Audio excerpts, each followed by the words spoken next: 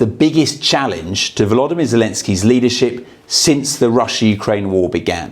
Демократія не може бути заручницею Росії. That's Mikhailo Fedorov, Ukraine's young and very popular former defense minister. In a blistering attack online, he accused Ukraine's government of corruption and called for wartime elections, the first senior Ukrainian political figure to do so. Тому ми повинні знайти законний, безпечний і реалістичний механізм, який дозволить Україні відновити повноцінний демократичний процес.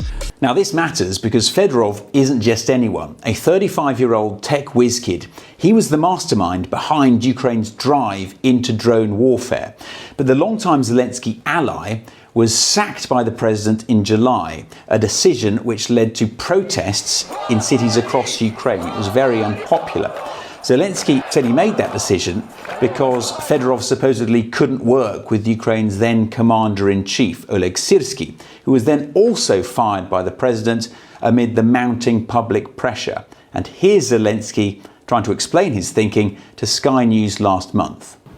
There are some things which we have to manage, and you can manage it only if ministry works with army. You can't manage it one side or another. And you personally is not enough to manage it. As for elections, Ukraine hasn't had any since the war began. They're prohibited under martial law, which was imposed after Russia's invasion. And it means that Zelensky stayed in post beyond a typical term. But the longer he stayed there, the more corruption, scandals and allegations his administration has faced. Only today, the home of one of his senior aides was raided by the authorities. And it's these concerns that Fedorov is tapping into.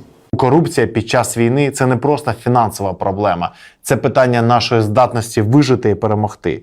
Корупція – це лише симптом. Головна проблема значно глибша.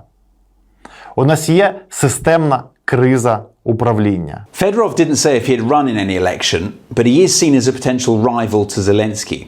Either way, though, the only real winner here, of course, is Russia, where they'll be rubbing their hands together with glee at all this. Just as Ukraine appeared to be increasing the pressure on Moscow with its long-range drone strikes, its political leaders are starting to turn on each other, and that is exactly what the Kremlin wants. Well, what a bombshell. This is the biggest